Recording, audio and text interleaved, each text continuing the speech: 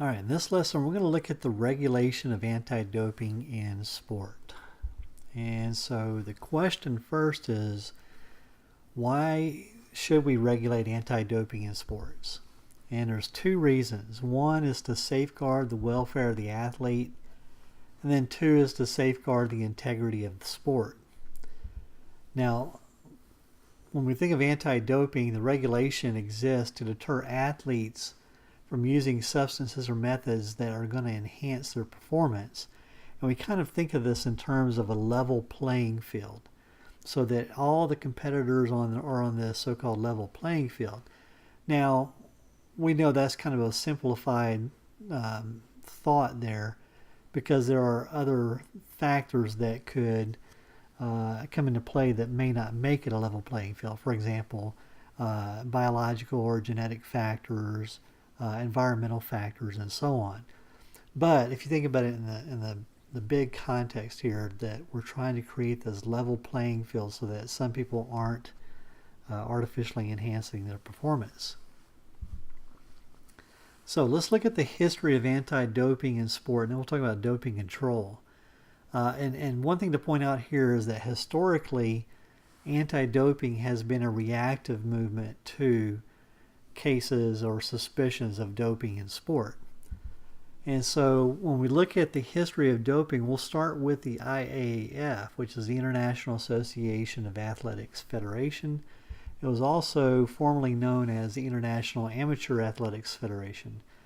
And this was the first federation to implement anti-doping, and they did that by banning stimulants in 1928. Now, if you move forward a few decades here to the 60s, there were a couple of incidents that happened in the 60s that kind of brought it about even further. Now, there had been long suspicion and acknowledgments of doping through narcotics and stimulants and anabolic steroids, through the 40s and 50s. But in the 60s, there were a couple of incidents. One is Nud Jensen here. He died in the 1960 Olympics. He's a Danish cyclist, and there are conflicting reports about this, and I don't think anyone really knows, but it has been long been touted that he died from amphetamine, or he had amphetamines in his system, is what they found in his autopsy, although there are some that refute that. We do know that it was a very hot day as well, and that there are several cyclists that had heat stroke. But regardless, the thought or the reports were that he had amphetamines in his system, and that may have contributed to his death. And I think actually there was some, I think one of the coaches or whatever admitted to providing the team with a drug that was a vasodilator, so a little bit different. Another case here involved another cyclist, and this is in the 1967 Tour de France. And this was Tom Simpson, a British cyclist who died on the climb to Mont Ventoux. And this is a grueling climb in the Tour de France. It's a stage race that occurs over 3 weeks. This is one particular stage. And then it was reported that he had amphetamines and alcohol in his system. But again, there's other factors to consider too. Again, the heat and the altitude also came into play here as well. But these were long looked at as some of the driving forces behind the anti-doping movement. And we see that starting in the 60s here. So FIFA introduced, in 1966, they introduced a list of prohibited substances. And again, this is the organization that governs soccer or football around the world.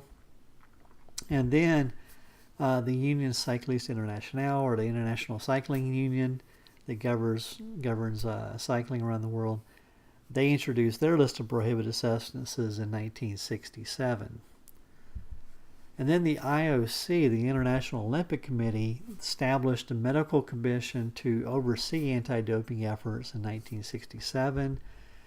and they issued their first list of banned substances and testing for the 1968 Olympics. Now, this is both for the Winter and Summer Olympics in 1968.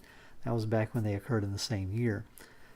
Now, the testing was in place, but it only included, at first, it only included stimulants and narcotics because there wasn't a valid test for example, anabolic steroids until later on.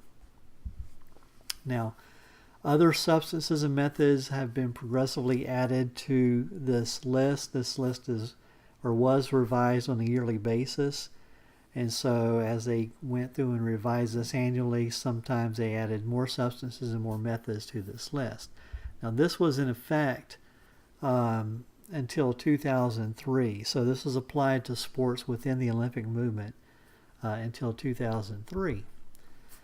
Another case came along in the 80s. So this is Ben Johnson, Canadian sprinter. He had in the 1988 Olympics in Seoul, he won the 100-meter dash and set a new world record. And then after that, he tested positive for stanozolol, which is a banned anabolic steroid. And so that was a major big deal. That's the one, as mentioned before, kind of brought doping into kind of the general spotlight of the general population. And so when they looked at this kind of got the ball rolling again a little bit more. This led to the Commission of Inquiry into the use of drugs and banned practices intended to increase athletic performance. So kind of a long name for a commission there. This is in Canada. This is also known as the Dubin Inquiry, led by Chief Justice Charles Dubin. Now, what they found from this inquiry in the report, this was a large review of the use of performance-enhancing drugs in sports, and it highlighted the widespread use of performance-enhancing drugs. So it was a lot larger. Through the testimony and everything, they found that it was a lot larger than what they suspected that it was.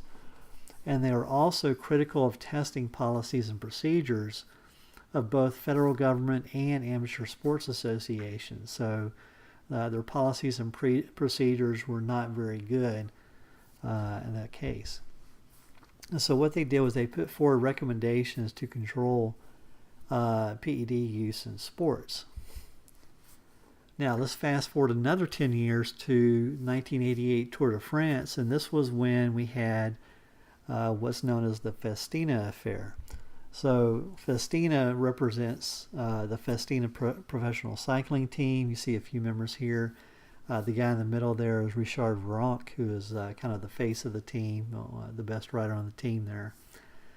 And so what happened here was before the Tour de France that year, this team Soigneur, basically it's like he does everything for the team, like he's the masseur, maybe a trainer, maybe he fetches things, provides supplies, and so on, make sure everything's there for them. But his name is Willy Voet. He was stopped by custom officials at the Belgian-France border, and those officials found doping substances and supplies. So they found like syringes, they found EPO and anabolic steroids. And so that led then to a raid on hotels that the Tour de France teams were staying in, because they figured if this whole team's doing it, then they may not be the only team doing it. And there was a big kind of a sit-in and a slow ride for one of the stages and everything. And basically what ended up happening was more than half the riders did not finish the tour that year. So it was a big mark on cycling that year. And so what that then signaled was that there needed to be a harmonization between governments and sports federations in order to combat doping in sports. So what happened then later that year, or in 1999 rather, the International Olympic Committee convened the first World Conference on Doping in Sport in Switzerland. And what they did was they established the World Anti-Doping Agency, or WADA, and with that the World Anti-Doping Code. And so WADA and that code there formed in 2003. And that first code released in 2004, I believe it was. Now, the second World Conference on Doping took place in November 2003. This was in Copenhagen, Denmark.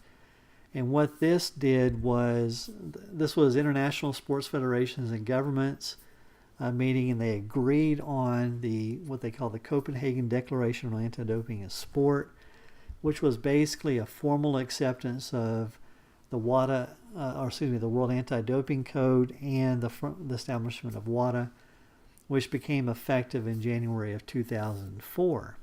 So now we have the WADA, World Anti-Doping Agency, and now we have a harmonization of all this fight against doping among all the countries and sports federations. So if we look at the World Anti-Doping Code, and here's the cover from 2015, so it's basically known as the Code.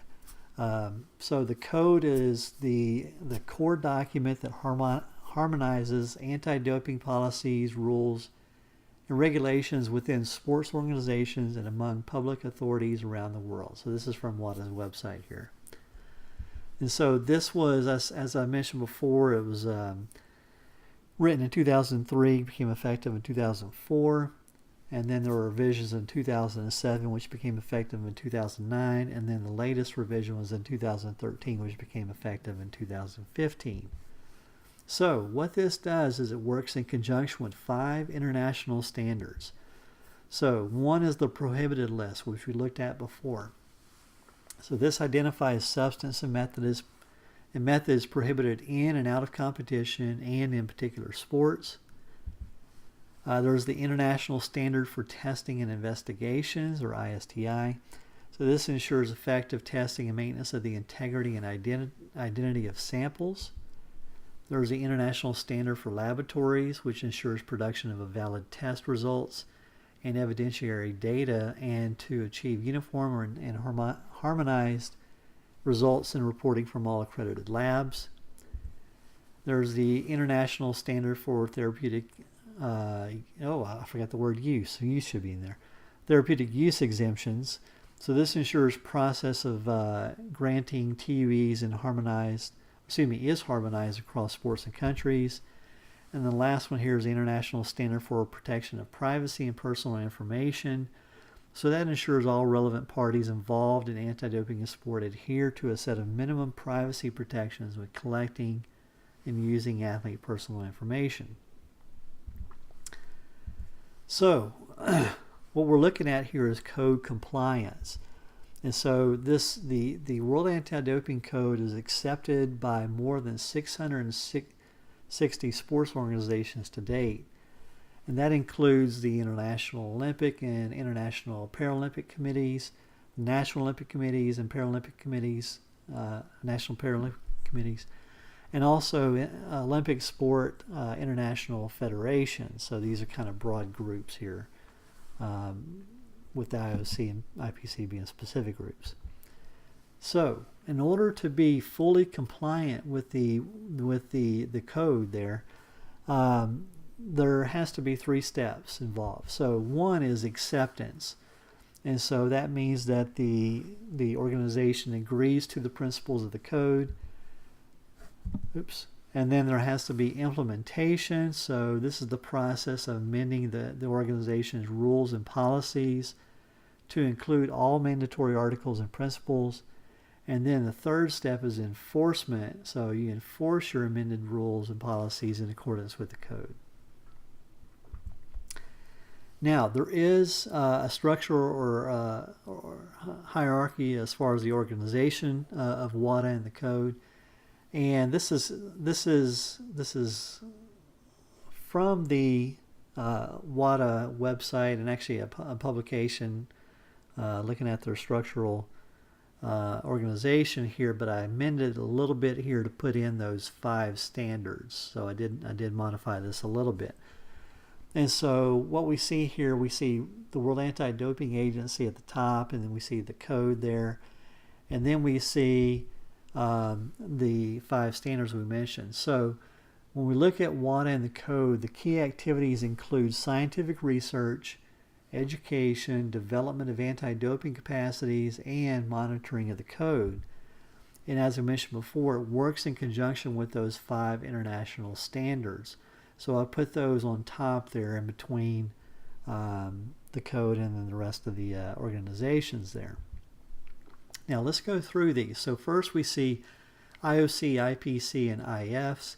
So the International Olympic Committee and the International Paralympic Committee. So these are responsible for testing the testing process during the Olympic and Paralympic Games respectively. And they're responsible for sanctioning those who commit anti-doping rule violations, and we'll abbreviate that ADRV. So they're responsible for sanctioning those who commit those ADRVs during the Olympic and Paralympic Games.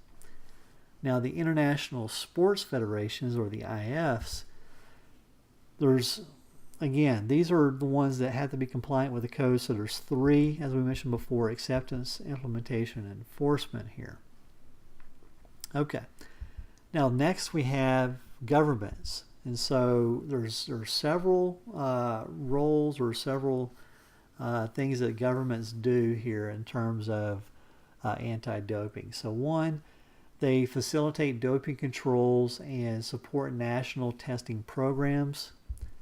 They encourage establishment of best practices in the labeling, marketing, and distribution of products that might contain prohibited substances. And we'll talk more about that later on in the semester when we talk about, for example, nutritional supplements. They withhold financial support from those who engage in or support doping. Another responsibility is they take measures against manufacturing and trafficking. They encourage the establishment of codes of conduct for professions relating to sport and anti-doping. And they fund anti-doping education and research. Now, the code, the World Anti-Doping Code, is not legally binding for governments. And so they address that. So the governments got together, drafted, and adopted the UNESCO International Convention Against Doping in Sport. And UNESCO stands for United Nations Education, Scientific, and Cultural Organization. So they drafted this document here, which provided the legal framework to align their domestic policies with the code. And that's been revised a couple of times as well. Now moving on down the hierarchy here, the structure here, we have the National Olympic Committees, the National Paralympic Committees, and then the national federations. And so these are at the national level as opposed to the international level, which we see right above that in blue.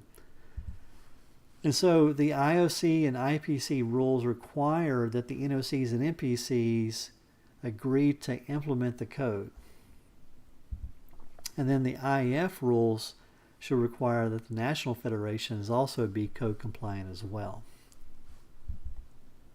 And then moving over to the right there in brown, we have the national anti-doping organizations and then regional anti-doping organizations. So for example, USADA would fit into this here for the national. So these national anti-doping organizations are responsible for testing national athletes in and out of competition, as well as athletes from other countries that are competing within that nation's borders. And then also adjudicating anti-doping rules violations, and then anti-doping education as well. Now, some areas of the world have limited or no anti-doping activities, and so they're going to be served by these regional anti-doping organizations. It allows WADA to pool resources among different countries or areas. Now, the next one down here is athletes and either support personnel or entourage. And so athletes are responsible for providing their whereabouts information to their anti-doping organizations, whether it's the national one, whether it's the International Sports Federation or National Federation. We'll talk more about whereabouts here in just a minute. So what this does, though, it allows athletes to be tested out of competition without advance notice. And then also members of the athlete's entourage, so for example, the coaches or trainers, doctors, etc., they're also responsible for complying with the code as well. Now, moving on down to the bottom where we have labs. Now, these are WADA accredited laboratories. And so these are the labs that are going to analyze doping control samples under the code there, the World Anti-Doping Code. So these labs must achieve and maintain accreditation from WADA according to criteria set in the ISL, the International Standard for Labs, and its technical documents. Also, they are required to meet standards established for the production of valid test results and evidentiary data. And there are currently 34 WADA approved labs. Most of those are in Europe. And then the last one here, the CAS, which is the Court of Arbitration for Sport. So this is an independent organization, independent from any sports organization. It was established in 1984 by the International Olympic Committee. It's based in Lausanne, Switzerland. It provides services to facilitate the settlement of sport-related disputes through arbitration or mediation. And this could be disputes linked to disciplinary charges like doping, or it could be disputes that are commercial in nature. For example, sponsorship or disputes between athletes, coaches, clubs, or agents. Now, it's often referred to as the Sports Supreme Court because it basically acts like that. Now, WADA has a right of appeal to the Court of Arbitration for Sport for doping cases under the jurisdiction of organizations that have implemented the code. Okay, so let's look at doping control here briefly. So, according to the code, doping is specified as the occurrence of one or more of the following anti-doping rule violations. So 1, presence of a prohibited substance or its metabolites or markers in an athlete's sample. 2, use of or attempted use by an athlete of a prohibited substance or method. 3, refusing or failing to provide a sample after notification without compelling justification. 4, violation of applicable requirements regarding athlete availability for out-of-competition testing, including failure to file sufficient whereabouts information and missing test. 5, tampering or attempted tampering with any part of the doping control process. 6, possession of prohibited substances or methods.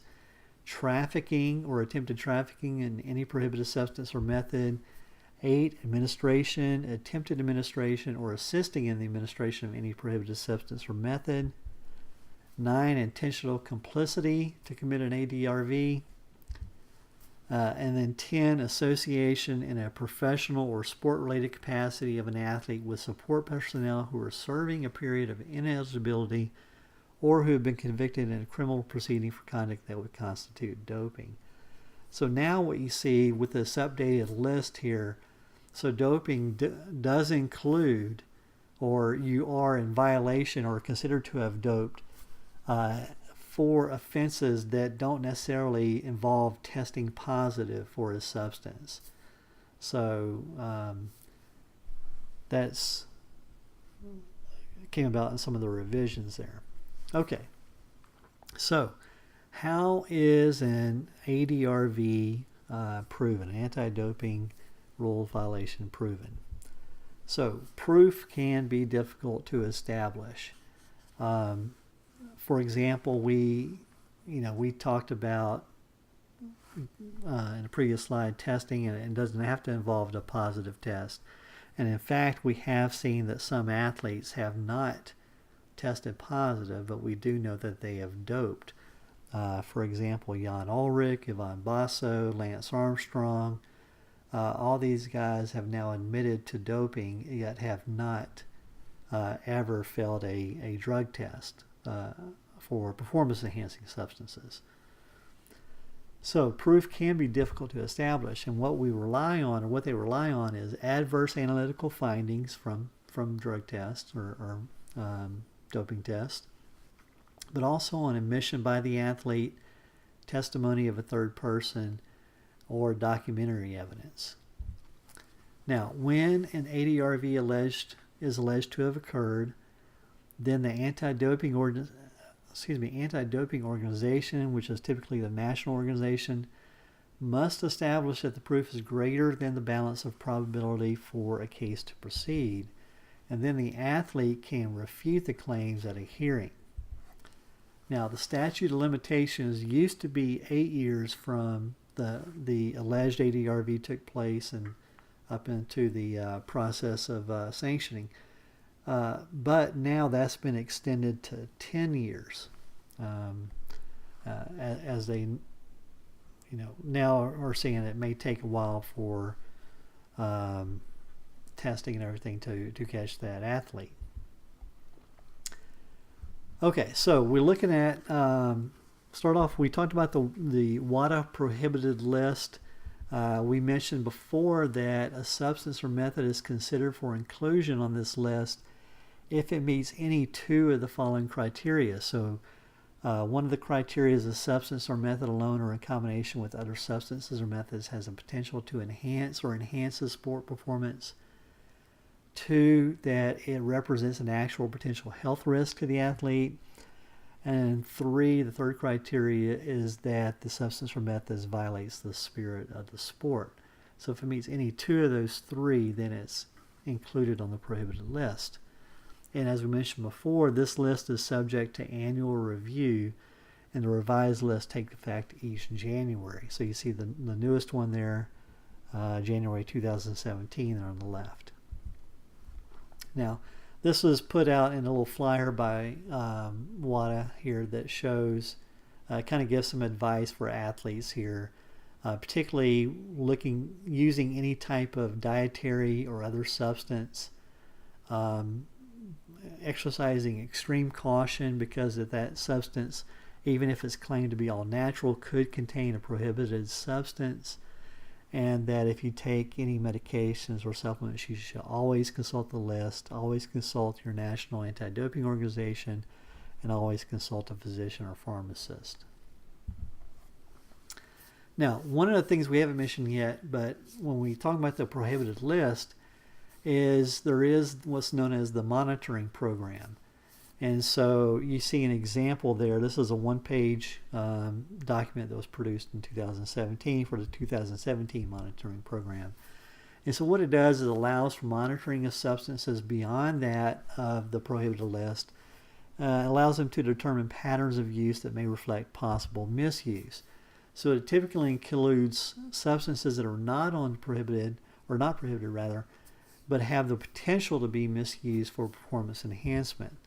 However, some substances on the monitoring program are also on the prohibited list, but are only subject to partial prohibition.